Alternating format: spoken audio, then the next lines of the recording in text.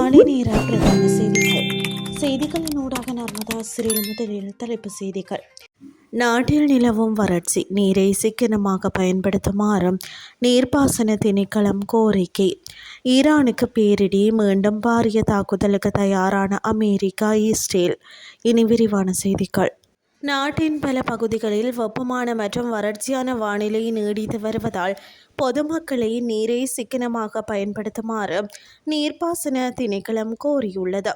கொழும்பில் நடைபெற்ற செய்தியாளர் சந்திப்பில் உரையாற்றிய நீரியல் மற்றும் பேரிடர் முகாமைத்துவ பணிப்பாளர் எல்.எஸ். சூரிய பண்டார, நாட்டின் பல மாவட்டங்களில் ஏற்கனவே கடுமையான நீர் பற்றாக்குறை பதிவாகியுள்ளதாக தெரிவித்தார்.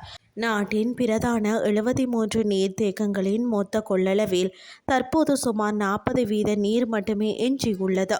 எதிர்வரும் எல் நினோ காலநிலை மற்றும் ஆகஸ்ட் மாதத்தில் அதிகரிக்கும் வெப்பநிலை காரணமாக நீர்த்தேக்கங்களில் இருந்து நீர் ஆவியாகும் வீதம் அதிகரிக்கும் நிலை ஏற்பட்டுள்ளது. இந்த நிலையில் மழை பெய்யும் வரை நீர்த்தேக்கங்கள் மற்றும் ஏனைய ஆதாரங்களில் உள்ள நீரை வீணாக்காமல் மிகவும் கவனமாக பயன்படுத்துமாறு பொதுமக்களை நீரியல் மற்றும் பேரிடர் முகாமைத்துவ பணிப்பாளர் எல்.எஸ். சூரிய பண்டார வலியுறுத்தியுள்ளார். இதற்கிடையில் வளிமண்டலவியல் திணைக்களத்துடன் இணைந்து எல் நினோ நிலையை எதிர்கொள்ள ஏற்கனவே திட்டமிடப்பட்டுள்ளதாக நீர் முகாமைத்துவ செயலகத்தின் பணிப்பாளர் பொறியியலாளர் நிலந்த தனபால தெரிவித்துள்ளார்.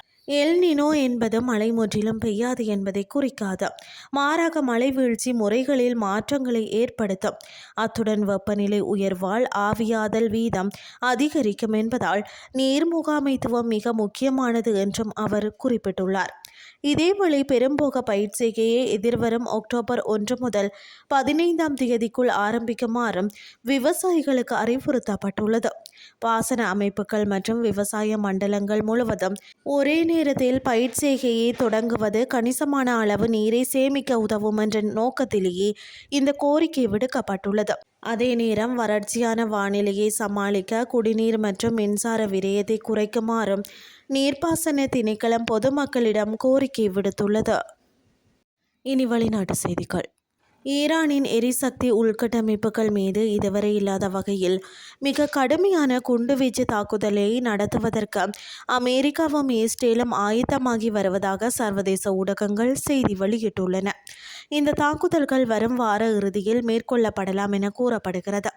பொருளாதார பாதிப்புகள் குறித்த கவலைகள் காரணமாக திங்கட்கிழமை நிதி சந்தைகள் திறப்பதற்குள் இந்த தாக்குதல்களை முடித்து விடுவது குறித்து விவாதிக்கப்படுவதாகவும், இருப்பினும் உறுதியான காலக்கெடு எதுவும் நிர்ணயிக்கப்படவில்லை எனவும் தெரிய வருகிறது. இந்த நிலையில் இது தொடர்பாக இஸ்ரேலுக்கு தெரிவிக்கப்பட்டு அமெரிக்காவுடன் ஒருங்கிணைந்து செயல்பட்டு வந்தாலும் ஜனாதிபதி டொனால்ட் ட்ரம்ப் இதுவரை இதற்கான இறுதி ஒப்புதலை வழங்கவில்லை என்றும் தகவல் தெரிவிக்கின்றன. எவ்வாறாயினும் முழுவீச்சிலான இராணுவ நடவடிக்கைகளை மீண்டும் தொடங்குவது குறித்து தங்களுக்கு எதுவும் தெரியாது என்றும் ஈரான் மீதான தாக்குதலில் இணையுமாறும் தங்களிடம் கேட்கப்படவில்லை என்றும் இஸ்ரேலிய அதிகாரி ஒருவர் தெரிவித்துள்ளார்.